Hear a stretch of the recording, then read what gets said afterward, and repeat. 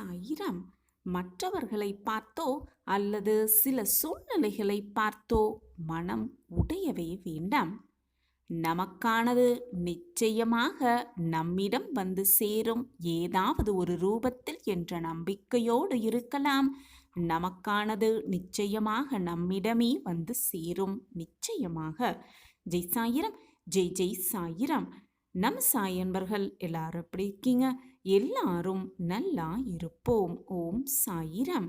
என் அன்பு பிரியமே, இன்று மங்களகரமான மங்கள நாளில் உனக்கான நல்ல செய்தி உன்னை தேடி வரும், நிச்சயமாக.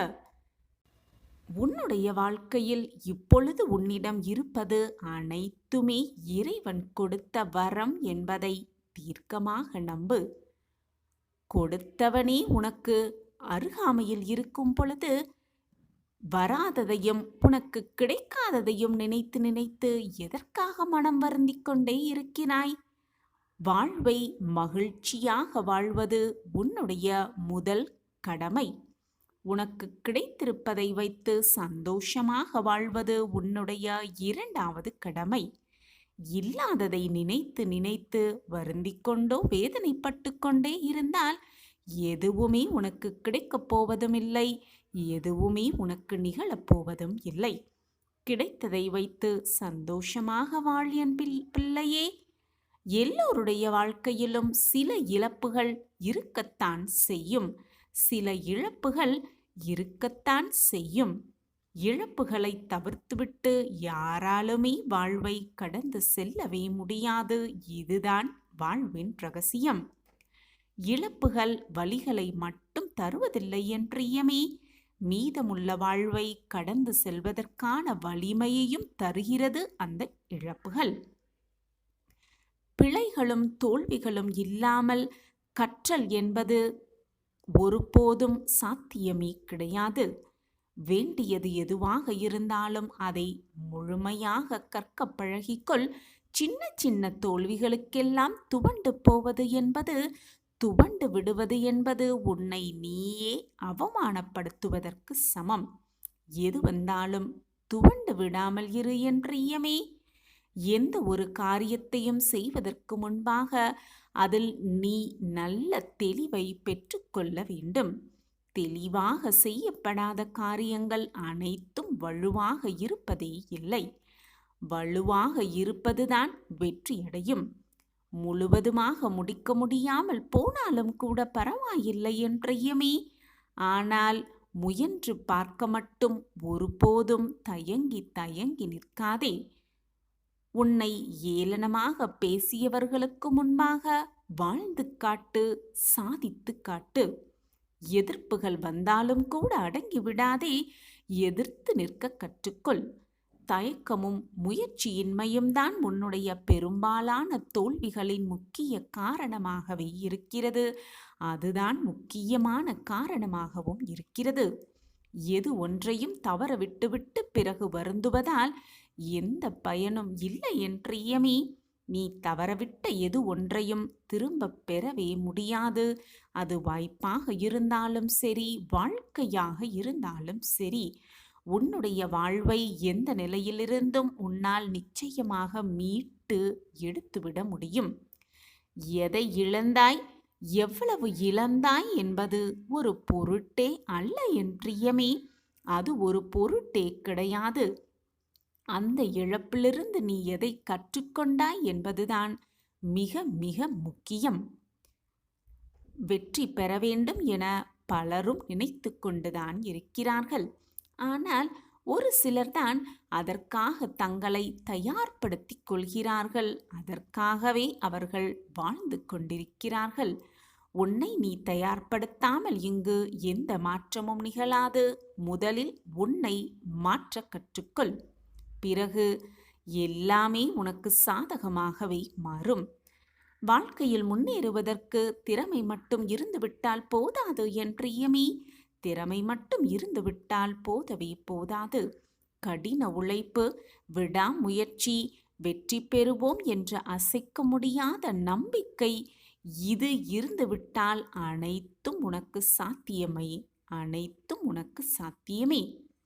வாழ்க்கையில் உனக்கு சோதனைகள் அதிகமாக வந்து கொண்டே இருக்கிறது என்றால், அதிகமாக சோதனைகள் வந்து கொண்டே இருக்கிறது என்றால், நீ அதீய புத்திசாலியாக இருக்கிறாய் என்று நினைத்துக்கொள். திறமைசாலியாக மாற கற்றுக்கொள். திறமைசாலியாக மாறவும் கற்றுக்கொள்.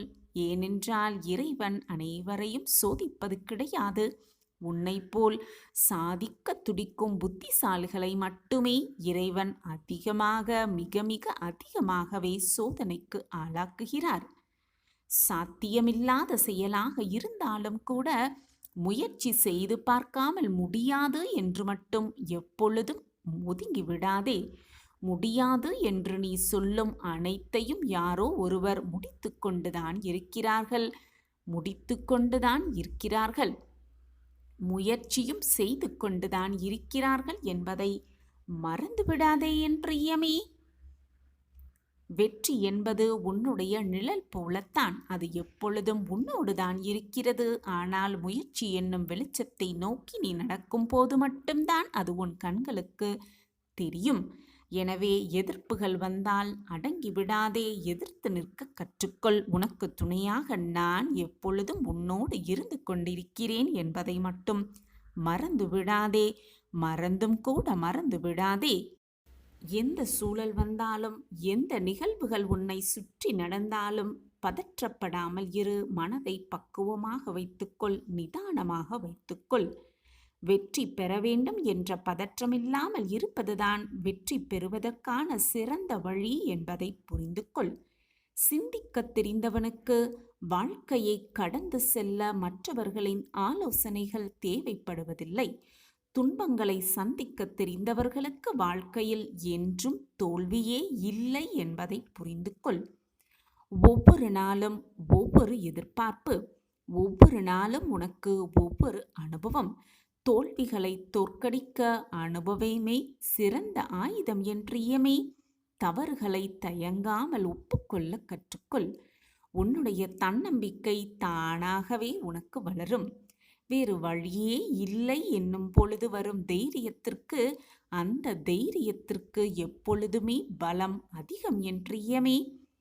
உடைந்த நேரங்களை நினைத்து நினைத்து வருத்தப்படுவதை விட, வருந்துவதை விட உடைந்ததை சரி செய்ய நகர்வதுதான் புத்திசாலித்தனம் என்றியமே.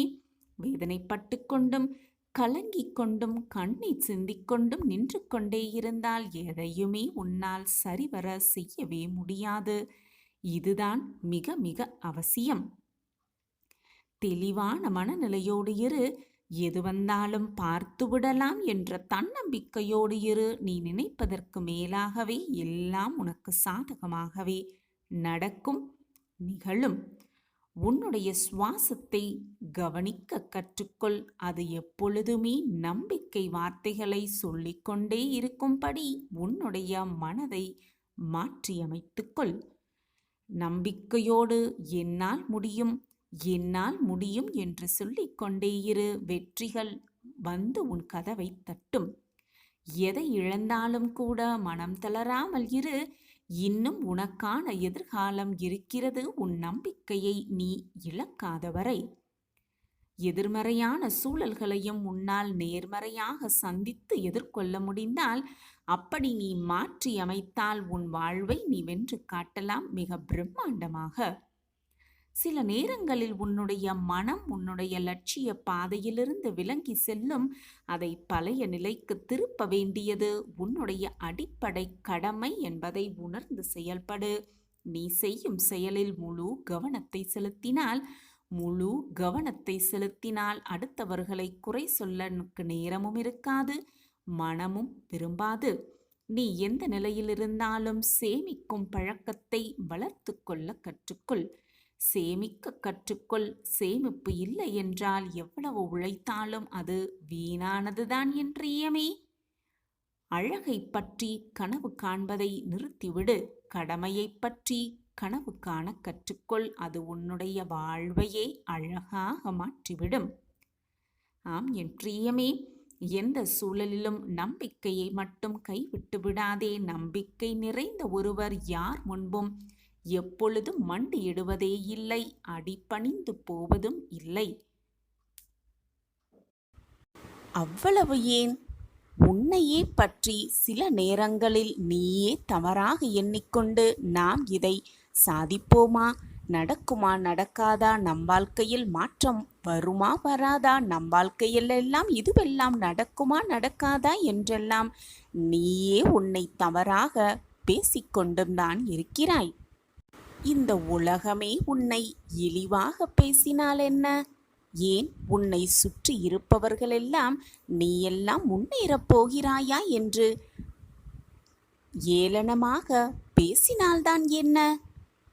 எதுவானாலும் நான் உனக்கு உயிர் கொடுத்து, உனக்கு கொடுக்க வேண்டியதை கொடுத்து, உனக்கு இயக்க வேண்டியதை இயக்கி, உனக்கு மறைக்க வேண்டியதை மறைத்து, உன்னிடம் பெற வேண்டியதை பெற்று, உனக்கு கொடுக்க வேண்டியதை உனக்கு கொடுத்து, இப்படி உன் வாழ்க்கையில் என்ன நடக்கிறது என்பதை நீயே புரிந்து கொள்ளாத அளவிற்கு உன் வாழ்க்கையில் பல மாற்றங்களை நான் செய்து கொண்டுதான் இருக்கிறேன்.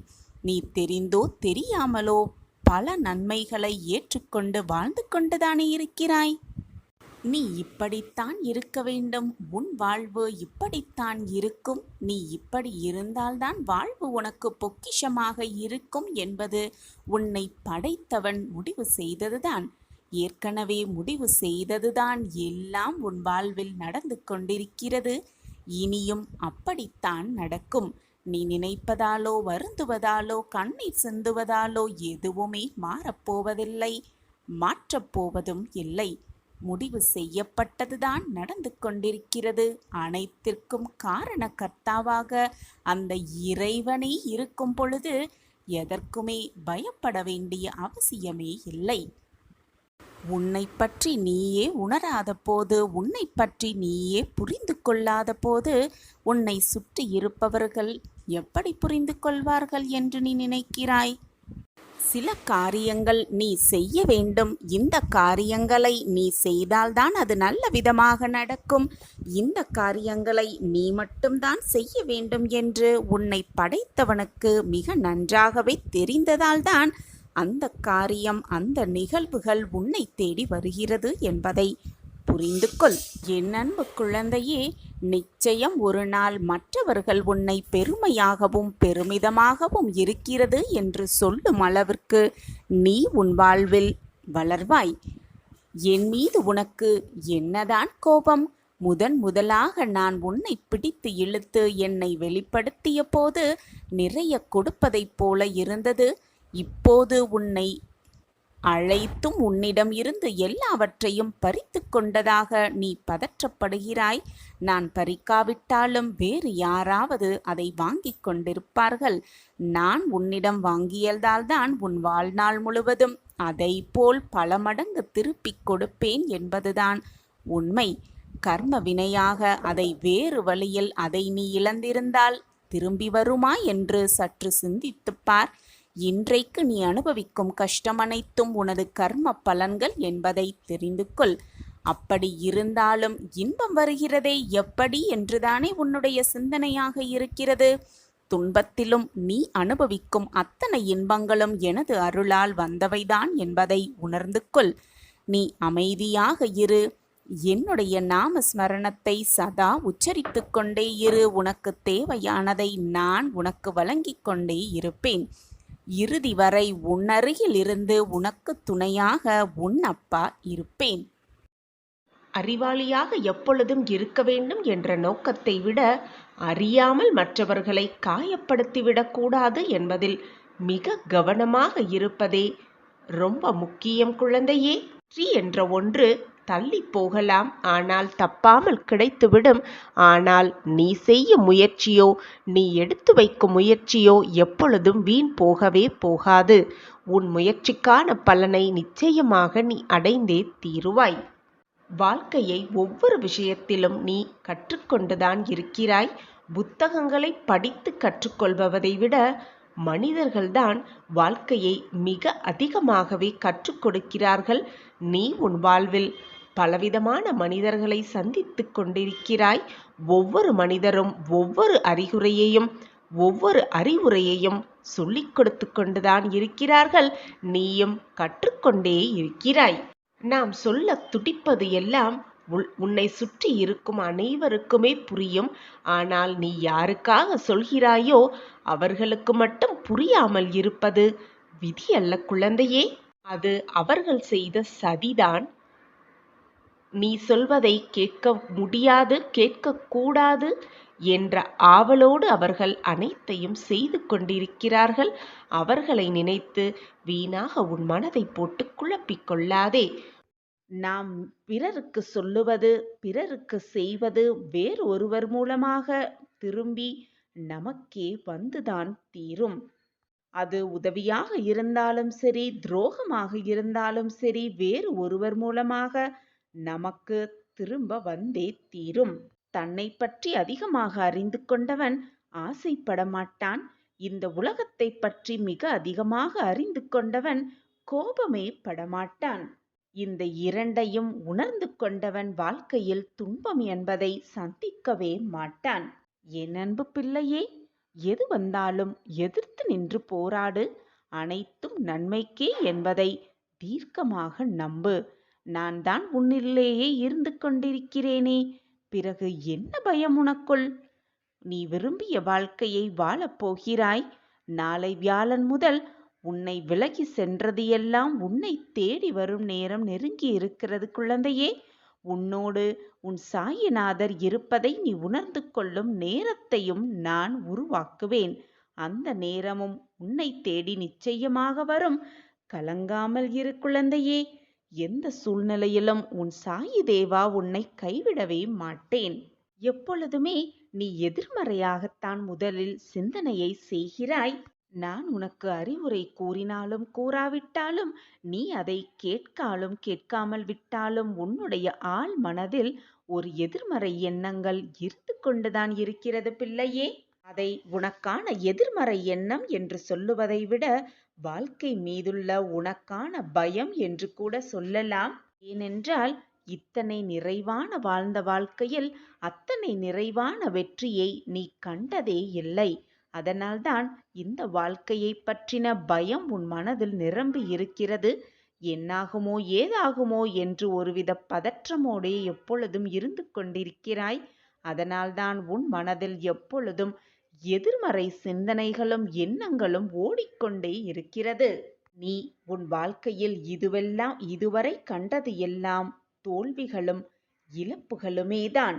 அதன் தாக்கத்தின் பொருட்டேதான் நீ எந்த ஒரு வேலையை செய்தாலும், எந்த ஒரு பிரச்சனையை சந்தித்தாலும் உன் மனதில் ஒரு விதமான தயக்கமும் பயமும் குடிக்கொண்டு இருக்கிறது. ஆனால் குழந்தையே, இனி அந்த பயம் என் பிள்ளைக்கு தேவையே இல்லை. ஏனென்றால் உன் வாழ்க்கையில் கஷ்டகாலம் முடியப் போகிறது. நாளை வியாழன் முதல் உன்னை விலகி சென்றது எல்லாம் உன்னை தேடி வரும் நேரம் நெருங்கி இருக்கிறது. யாரிடமும் எதையும் எதிர்பார்க்காமல் இருந்தாலே உன் வாழ்வு இனிமையானதாக மாறிவிடும். எதிர்பார்த்து பின் அது கிடைக்காமல் போனால் அந்த ஏமாற்றம்தான் உன்னால் தாங்கிக் கொள்ள முடியாமல் உன் மனம் வேதனைப்படுகிறது. நீயும் வேதனைப்பட்டு உன்னை சுற்றி இருப்பவர்களையும் வேதனைப்பட வைக்கிறாய். எனவே அதிகமாக மற்றவர்களிடத்தில் எதிர்பார்க்காதே. எதிர்பார்த்துவிட்டு பின் ஏமாந்து விடாதே. என் அன்பு குழந்தையே, எந்த உறவு உன்னை அதிகமாக வெறுத்து ஒதுக்கியதோ அந்த உறவே மனம் திருந்தி நீதான் வேண்டும் என்று உன்னை தேடி வரவழைப்பேன் உன் சாயி தேவா. நம்பிக்கையோடு இரு, தைரியமாக இரு. உன் வாழ்வில் நடப்பது அனைத்தும் நன்மைக்கே என்பது உன் மனதில் எப்பொழுதும் நீ ஏற்றுக்கொள்ள வேண்டிய உண்மையாகவே இருக்க வேண்டும். நல்லதை நினைத்தால் நல்லது நிச்சயமாக நடக்கும் என்பதை முழு மனதாக ஏற்றுக்கொள். சாயிநாதா, நீங்கள் தினமும் சொல்லும் வாக்குகளும் வார்த்தைகளும் கேட்க ஆறுதலாகத்தான் இருக்கிறது அப்பா. ஆனால் சாயிநாதா, என் வாழ்க்கையில் எந்த மாற்றங்களும் இதுவரை நிகழ்ந்ததே இல்லை என்று நீ நினைக்கிறாயா? கவலைப்படாதே என் பிள்ளையே. உன்னுடைய நலம் விரும்பியான நான் உனக்கு நல்லதை மட்டுமே செய்வேன், உனக்கு வேண்டியதை தருவேன் என்ற நம்பிக்கை மட்டும் உன் மனதில் இருந்தால் போதும். உனக்கு தேவையானது நிச்சயமாக உன் கைகளுக்கு வந்து சேரும். அந்த வேலையை உன் சாயப்பா ஏற்றிருக்கிறேன். அது நிச்சயம் தப்பாது. இது வெறும் ஆறுதல் வார்த்தை இல்லை என் பிள்ளையே, நிச்சயமான உண்மையான வார்த்தைகள். என் வாக்கு என்றைக்கும் பொய்யாகாது. என் வாக்குப்படிதான் எல்லாம் சுபமாகவும் நலமாகவும் நடக்கும் உன் வாழ்வில் என்ற நம்பிக்கையோடு இரு. ஏற்கனவே உனக்கு நான் கொடுத்த வாக்கின்படி உன்னுடைய பிரார்த்தனை அனைத்தையும் செய்து முடிக்கப் போகிறேன். நீ என்மேல் வைத்திருக்கும் நம்பிக்கையை, நல்லதை நிகழ்த்தி உனக்கு நிரூபித்து காட்டப் போகிறேன் உன் சாயிதேவா. பிள்ளையே, உன் மனதில் என்ன ஓட்டம் ஓடிக்கொண்டிருக்கிறது என்பது எனக்கு தெரியும். சாயிதேவா, என்னுடைய சுகபோக வாழ்வு ஒரு மேகத்தை போல கலைந்து விட்டது. கஷ்டமான நாட்கள் என்னை கைது செய்தே விட்டது. மனதில் 1000 குழப்பங்கள் நிலை கொண்டிருப்பதால் இரவில் தூக்கம் கூட வராமல் தவித்துக் கொண்டிருக்கிறேன். நான் சந்தோஷமாகவும் ஆனந்தமாகவும் வாழ்ந்த வாழ்க்கையெல்லாம் கனவாகவே போய்விட்டது. நன்மைக்காக நான் காத்திருந்து பொறுமைதான் இழந்து விட்டேன். ஆனால் நன்மையை விட தீமை அதிகமாகவே என்னிடம் வந்து சேர்ந்தது. நான் முழுமையாக நம்பியவர்களெல்லாம் எனக்கு துரோகத்தை தான் இழைத்தார்கள். அழகான வாழ்க்கையை தான் நான் கேட்டேன். ஆனால் எனக்கு மிஞ்சியதோ கண்ணீர் துளிகள்தான். இப்படித்தான் நீயும் புலம்பிக் கொண்டிருக்கிறாய், வேதனைப்பட்டு கொண்டிருக்கிறாய், குமுறிக் கொண்டு இருக்கிறாய். மனதில் ஒரு அமைதி இல்லாமல் வாழ்க்கையே என்னாகுமோ ஏதாகுமோ என்று குழப்பத்திலேயே மனம் பதறிக் கொண்டிருக்கிறது. என்மேல் முழுமையாக நம்பிக்கை வைத்திருக்கிறாய் அல்லவா? பின் ஏன் பதறுகிறாய்? என்மேல் உன்னுடைய முழு நம்பிக்கையையும் வைத்துவிடு. நான் இருக்கிறேன் குழந்தையே. உன் வாழ்க்கையில் இருக்கும் ஏக்கங்கள் சில விஷயம் கூட நம் கண்முன் நடக்கும் பொழுது நமக்கும் இதே போல் நல்ல விஷயங்கள் நம் வாழ்விலும் நடக்குமா நடக்காதா என்று ஏக்கத்தோடே நடக்கும் விஷயங்களை பார்த்து கொண்டிருக்கிறாய். அவை அனைத்தும் அந்த ஏக்கங்களோடே இருக்கவே வேண்டாம். பொறுமையும் தன்னம்பிக்கையும் ஒரு மனிதனுக்கு ரொம்பவே முக்கியமான ஒரு தைரியம். அதை எப்பொழுதும் தொலைத்து விடாதே என் பிள்ளையே. பொறுமையாக காத்திரு, நம்பிக்கையாக காத்திரு. அனைத்தும் உனக்கு வசமாகும். எப்பொழுதுமே எந்த பிரச்சனையை சந்திக்க நேர்ந்தாலும் அதை எதிர்த்து தைரியமாக போராட கற்றுக்கொள். தன்னம்பிக்கையும் பொறுமையுமே உன் வாழ்க்கையில் உன்னை காப்பாற்றும். ஆனால் என் குழந்தையே, நீ எதை செய்தாலும் எதை செய்திருந்தாலும் அதை உணரும் தருணத்தில் நீ அனைத்தையும் மன்னித்து உன்னை நிச்சயமாக உன் சாயப்பா ஆசிர்வதிப்பேன். சகிப்புத்தன்மை மட்டும் உன் வாழ்வில் இல்லை என்றால் உன் வாழ்க்கையே மிக கவலைக்கிடமாக ஆகிவிடும். எப்பொழுதுமே சகித்து கொள்ள பழகிக்கொள்.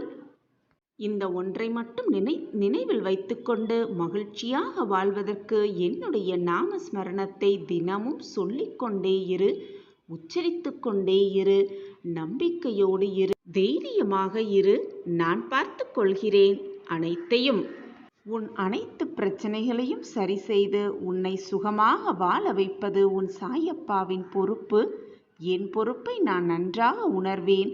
உன் வாழ்க்கையில் என்னென்ன தேவையோ, நீ மகிழ்ச்சியாக இருக்க என்னென்ன வழிவகை செய்ய வேண்டுமோ அதை பார்த்து செய்து கொண்டுதான் இருக்கிறேன் உன் சாயிநாதா. நம்பிக்கையோடு இரு. இந்த ஒன்றே மட்டும் போதும். உன் வாழ்க்கையில் நீ வெற்றியை எட்டியே விடலாம். இதை கேட்கும் இந்த நொடியே உன் கைகளில் உனக்கு கிடைக்க வேண்டியதை கொடுக்க உன் சாயிநாதா தயாராகிவிட்டேன் என்பதை புரிந்து கொள். நினைத்தது ஏங்கி தவிக்கிறது, எதிர்பார்த்து காத்து கொண்டிருப்பது எல்லாம் உன் கைகளுக்கு கொண்டு வந்து சேர்க்கும் வேலையை நான் எடுத்து கொண்டிருக்கிறேன். அந்த நல்ல நிகழ்வு உன் வாழ்வில் நிகழும், நிச்சயமாக நிகழும். உன்னிடம் அதை சேர்க்க வேண்டியது உன் சாயப்பாவின் கடமைதான். என் அன்பு பிள்ளையே, நிச்சயமாக நீ ஆசைப்பட்டது எல்லாமே உனக்கு நடக்கும். இனி உன் வாழ்க்கை சுகமாகதாக மாறப்போகிறது. உன் மனம் குளிரும் அளவிற்கு மங்கள செய்தி கூடிய விரைவில் உன்னை தேடி வரும். கேட்ட நொடியே மகிழ்ந்து நிற்பாய்.